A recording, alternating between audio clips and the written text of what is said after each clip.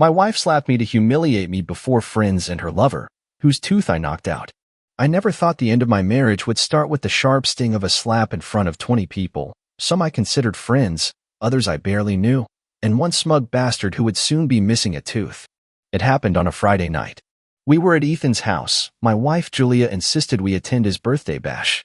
It was supposed to be a casual get-together, some drinks, small talk, maybe karaoke. I hadn't wanted to go. Work had drained me all week, and honestly, something about Julia had been off. Cold. Too excited to get dressed up for what she called just a chill night.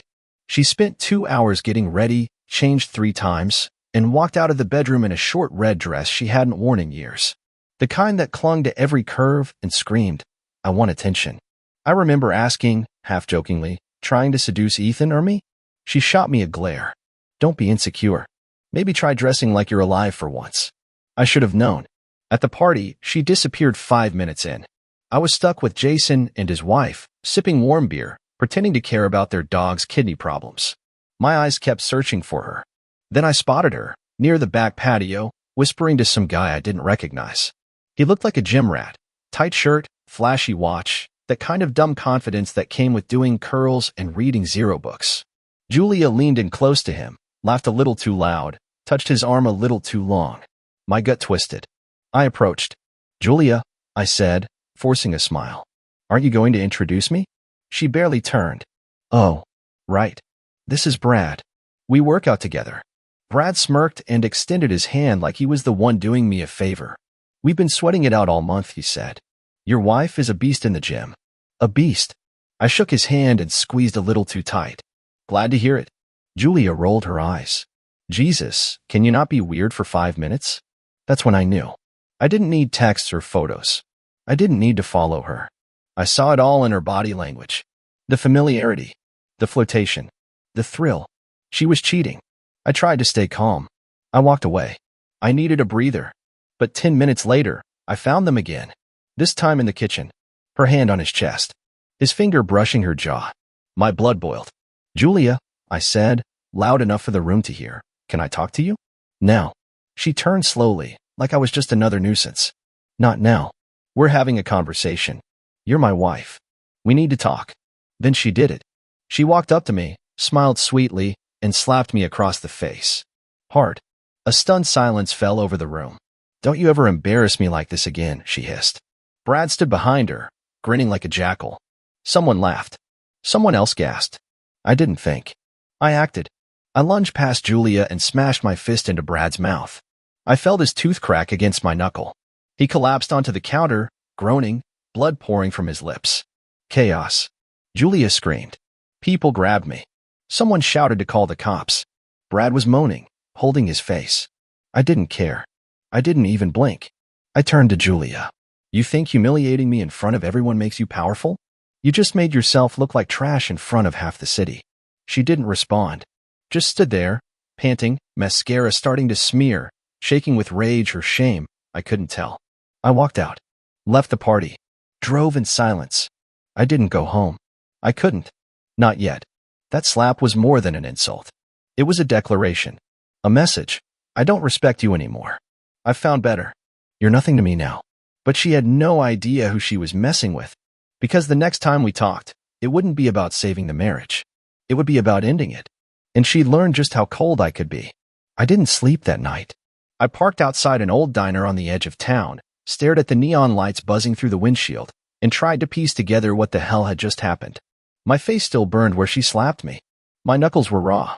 I could feel the skin tearing every time I flexed my hand, but I welcomed the pain. It was real. Honest. Not like the lie I'd been living in for months. Every second played back in my mind like some cruel movie, her laugh, the way she looked at him, the smug smile on that punk's face, and that slap. That damn slap. Who does that to their husband? Who humiliates the person who stood beside them through everything? And for what? A gym hookup with a dude who uses more hair gel than brains? I called my brother around 3 a.m. I needed someone, anyone, who wouldn't gaslight me. He answered half asleep. "You all right, man?" "No," I said. "She hit me. In front of people. Then I hit the guy she's been screwing. I think she's been cheating for a while." Silence. "Where are you?" he asked. "By Frank's diner." "Just sitting." He sighed. Come crash at my place. Don't go back home tonight. I did. And when I walked into his apartment, the look on his face told me everything. I wasn't crazy. I wasn't overreacting. I was betrayed. The next morning, I returned home. Quiet. Focused. Like a soldier on recon. She wasn't there. But her purse was. And her laptop. I sat on the couch, opened it, and began searching. Passwords? Please. She once told me she didn't believe in privacy between couples. So I checked the email. Messages to someone named Brandon W. Not Brad. Brandon. That's why I couldn't find him online last time I had suspicions. She changed his name in her contacts. I opened the messages. Last night was crazy. I can still feel you on my thighs. I wish I could stay tangled with you forever. Ethan's party is perfect timing. He's so stupid, he won't even notice. Let's humiliate him a bit. Just for fun. That last one broke me. Fun? I was a joke to her. A prop in her private soap opera. Something to spit on while she played the hot villain with her dumb side piece. I kept reading. Dozens of messages. Photos. Audio clips. Videos. She wasn't just cheating. She was flaunting it. Bragging to her friends. Even her sister knew. They laughed about me behind my back. At that moment, I didn't cry. I didn't scream. I just stared at the screen and let the numbness crawl over me like ice water. The woman I built a life with, the one I sacrificed for, worked overtime for, held when her dad died, celebrated anniversaries with, was gone. Replaced by some cold, manipulative shell who took pleasure in my humiliation. She walked in 2 hours later like nothing happened. Sunglasses on. Coffee in hand. Oh, you're home, she said flatly. Did you sleep somewhere like a little drama queen? I didn't answer. Just turned the laptop toward her, the screen still glowing with her filth. She froze. Her lips twitched. Go ahead, I said. Tell me that's photoshopped. Or that it's old. Or that you were hacked. I'm curious which lie you'll pick this time. She didn't even flinch. Instead, she scoffed. So you finally grew a spine and checked. Took you long enough. I stood. My voice was calm. How long? She sipped her coffee. Few months. Maybe more. Why? She shrugged. Because I was bored. Because you're boring. Because Brandon, knows how to make me feel alive. You haven't touched me like a man in a year. You come home, eat, sleep, and complain about your job. That's not a husband. That's a routine. I stared at her. And that gives you the right to treat me like trash? No, she said with a smirk. That gives me the right to find someone who makes me feel like a woman again. I saw red. My fists clenched. But I didn't hit her. I wasn't like her. I had limits. I walked past her, opened the hall closet, grabbed the suitcase, and began packing. She watched, amused. You're really doing this? Dramatic exit? I zipped the suitcase. No. I'm doing the only sane thing left. Leaving you before I turn into something I'll regret. Where will you go? She asked, still playing it cool. To peace. She laughed. You'll come crawling back. You always do. But this time, she was wrong. Because once a woman decides you're beneath her, the only thing left to do is rise without her. I stayed at my brother's place for a week. The first few nights, I barely slept. Every time I closed my eyes, I saw her face. That smirk. That slap. The messages. My mind kept replaying the humiliation like some sick highlight reel. Her voice echoed in my head. You haven't touched me like a man in a year. I'd touch fire before I ever touched her again. My brother, Kyle, didn't say much. Just let me be. He handed me beers, ordered food, sat in silence while we watched reruns of old shows. He never asked for the details, but I think he knew enough. He saw the way I'd stare off, jaw tight, fingers twitching like they wanted to break something. By day 5, I stopped flinching when I heard her name. By day 7, I decided I needed closure not for her, but for me. So I went back. Not to beg. Not to talk. To gather everything that was mine and make it very, very clear that this part of my life was over. When I stepped into the house, I half expected her to be waiting. Maybe with crocodile tears. Maybe with another slap. But she wasn't even there. Just her perfume lingering in the hallway like a ghost. I packed with machine-like precision. Clothes. Watch. Files. Passport. My guitar. The little blue box where I kept the anniversary letters, the ones I wrote and she never read. I took one last walk through the house. Our bedroom. The kitchen. The porch where we used to sit on warm nights and talk about nothing. That life was a memory now. As I reached for the last drawer, I found a folded note addressed to me. Her handwriting. I should have burned it. But I opened it. If you're reading this, I guess you finally decided to leave. Maybe you expected me to beg. But the truth is, we were over a long time ago. You just didn't see it. You're a good guy, but good gets boring. You were never dangerous, never exciting. Brandon may not be perfect, but at least he makes me feel something. I hope you find someone who fits your little safe world. I never did. I laughed. Out loud. Not because it was funny. Because it was pathetic. A final little stab from a woman who couldn't even face me with truth, only cheap paper and ink. I tore it in half and dropped it into the trash with the same care she gave our marriage, none. On my way out, I bumped into her. Literally. She pulled up in Brandon's car. His busted lip still healing, judging by the bandage taped to his smug face. She wore sunglasses again. Always hiding. Always trying to act above it all. Oh look, she said. The runaway returns. I didn't answer. She crossed her arms. You done with your tantrum? I stepped closer. This isn't a tantrum, Julia. This is the last time you'll ever speak to me like I'm beneath you. Brandon chuckled. You hitting people again, tough guy? I stared at him. You still talking with only 31 teeth? His smile faded. Let's go inside, babe, she told him. He's not worth it. He followed, still bleeding ego. But before she could turn away, I leaned in. You didn't break me, Julia. You freed me. She paused, just for a second. Like maybe part of her didn't expect that. Like maybe she thought I'd still be crying. But I wasn't. I walked away. No screaming. No tears. Just silence. And freedom. Back at Kyle's, I called a lawyer. Divorce proceedings started that week. Clean split. No kids. No shared debt. No house drama. I made sure of that early in the marriage. She thought I was controlling. I called it smart. She didn't fight it. Probably thought she was winning. Let her think that. But the real win? Was waking up without her poison in my life. No more lies. No more masks. No more slaps. Just me. Picking up the pieces. And for the first time in years, breathing. The divorce moved fast. Too fast, honestly. Like she wanted it all gone and erased before her next Instagram story went up. Within 3 weeks, we had a date to sign everything. My lawyer said it was the smoothest uncontested split he'd ever seen. Almost like she couldn't wait to get rid of you, he joked. I didn't laugh. It wasn't just the betrayal. It was the ease with which she moved on. Like none of it had ever meant anything. 5 years. Gone. Traded for a sweaty guy named Brandon with half a brain and a crooked smile. But what got me the most was how she kept acting like I was the villain. She started posting these passive-aggressive quotes online. You know the type, sometimes you have to let go of toxic people to grow, and strong women don't explain themselves to small men. Small men? I paid for her mother's hospital bills when her insurance denied the surgery. I covered her student loans before they went to collections. I bought her first car, held her hand through panic attacks, sat through every boring dinner with her dead-eyed cousins and smiled through all of it. But sure, I was the small one.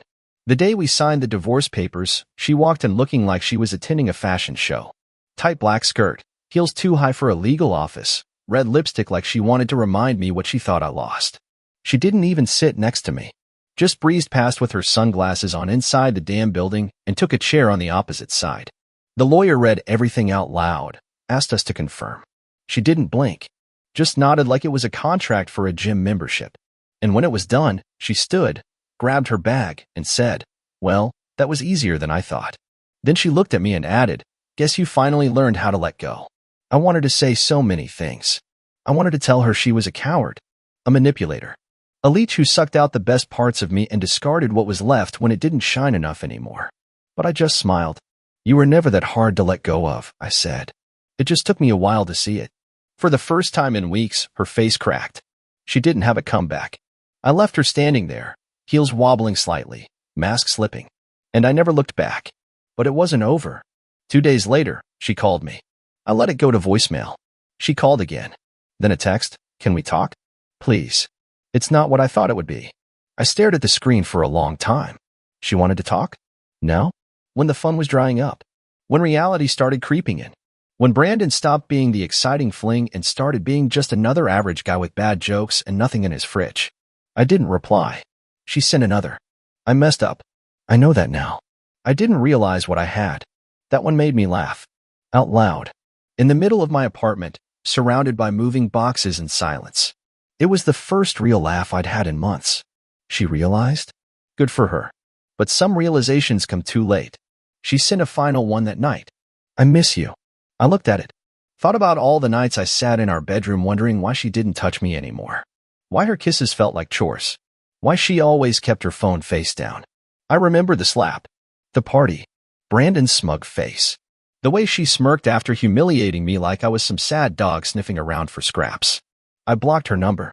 Not out of anger, but because I finally understood something. You don't have to burn bridges when the other person already set your whole world on fire. All you have to do is walk away.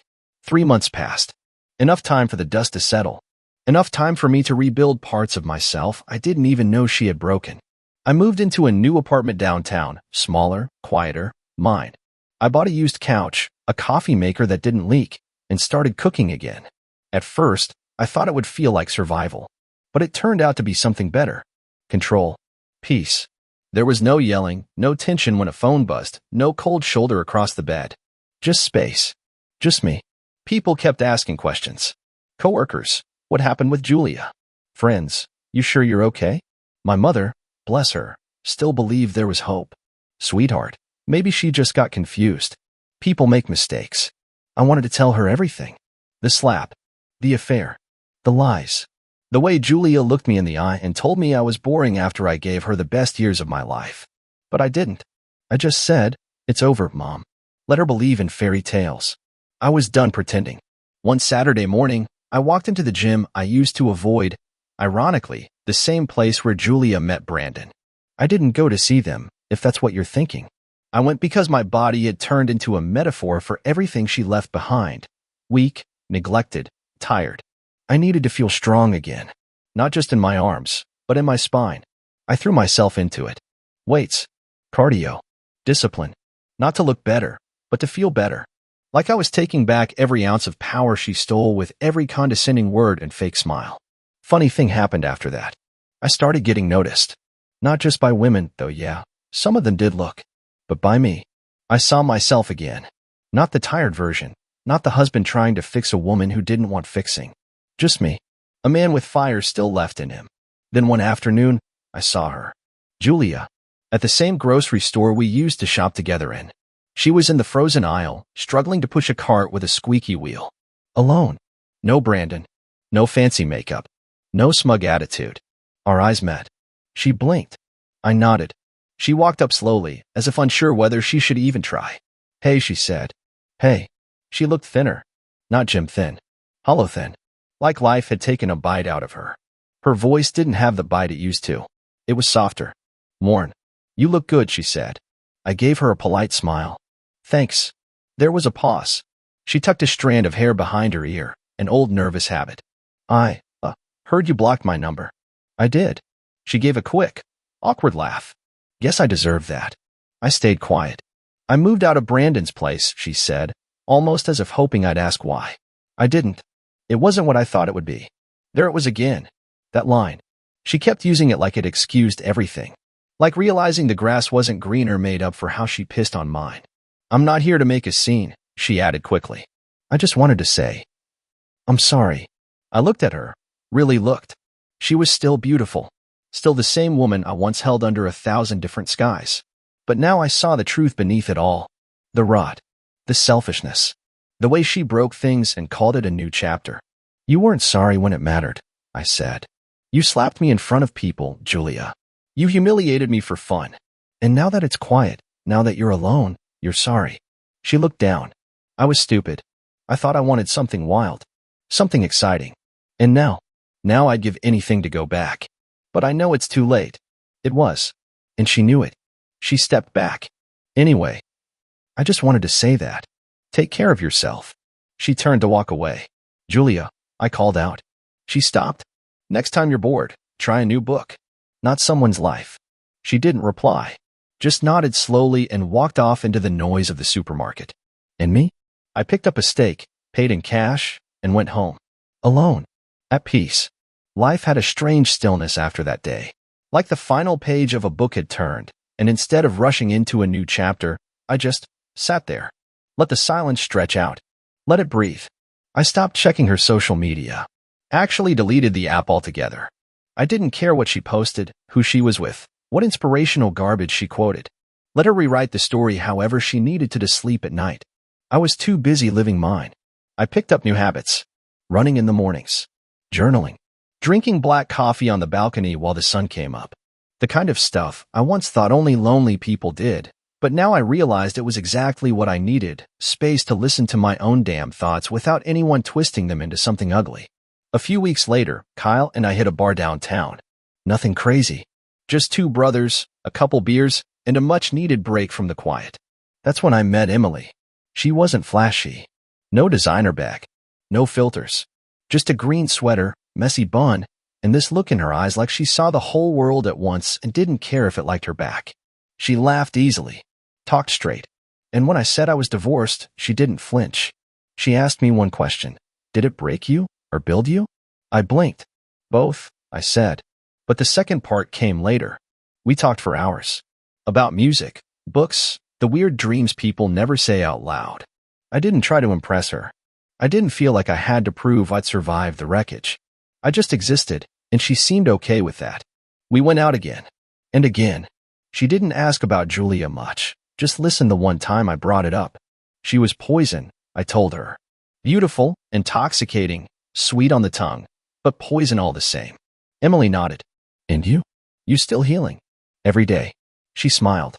Then you're already ahead of most. That stuck with me. For the first time, I realized I wasn't just getting over Julia. I was getting back to myself. Piece by piece. And yeah, the scars were still there. I'd never forget the slap. The betrayal. The look in her eyes when she hurt me and didn't even blink.